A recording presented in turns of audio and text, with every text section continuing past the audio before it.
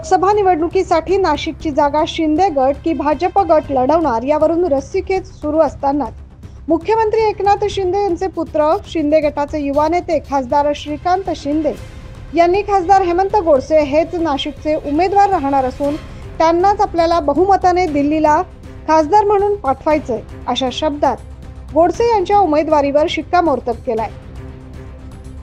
आणि हे नाशिक जे आहे हे प्रभू श्रीरामांच्या पदस्पर्शाने पावन झालेली भूमी आहे आणि या ठिकाणी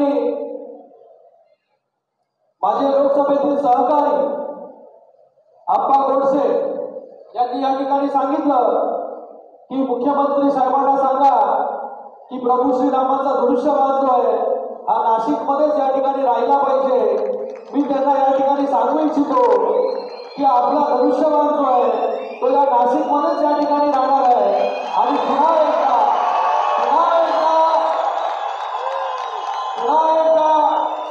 आपल्या सगळ्यांना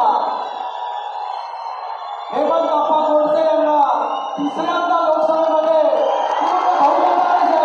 हे आपल्याला त्या ठिकाणी पाठवायचं आहे। गेले अनेक वर्ष हेमंत अप्पा गोडसे जे आहेत या लोकसभेसाठी काम करत आहेत। खासदार श्रीकांत शिंदे यांनी नाशिकची जागा शिंदे गटालाच मिळणार आणि खासदार हेमंत गोडसे यांनाच तिसऱ्यांदा खासदार म्हणून दिल्लीत पाठवायचंय असं सांगितल्यामुळे नाशिक लोकसभेच्या जागेवरून भाजप आणि शिंदे गट यांच्यात रस्सीखेच पाहायला मिळते। यावर आता भाजपकडून लोकसभेसाठी इच्छुक असलेले उमेदवार माजी सभागृह नेते दिनकर पाटील यांनी खासदार श्रीकांत शिंदे यांच्या वक्तव्याला अर्थ नाही असं म्हणत असं हे पक्षश्रेष्ठींनी जागा वाटप होईल, पक्षश्रेष्ठी निर्णय घेतील, पक्षश्रेष्ठी जाहीर करतील, तो निर्णय मान्य असतो। त्यामुळे काल जे झालं ते जनतेला आवडलेलं नाही।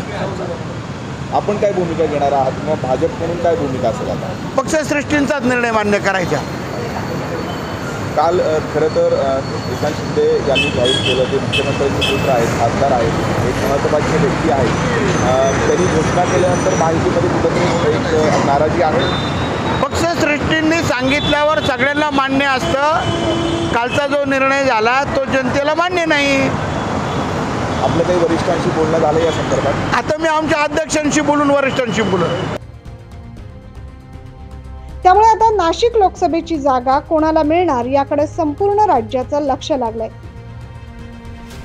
9 न्यूज महाराष्ट्रासाठी प्रतिनिधी प्रवीण काळबांडे।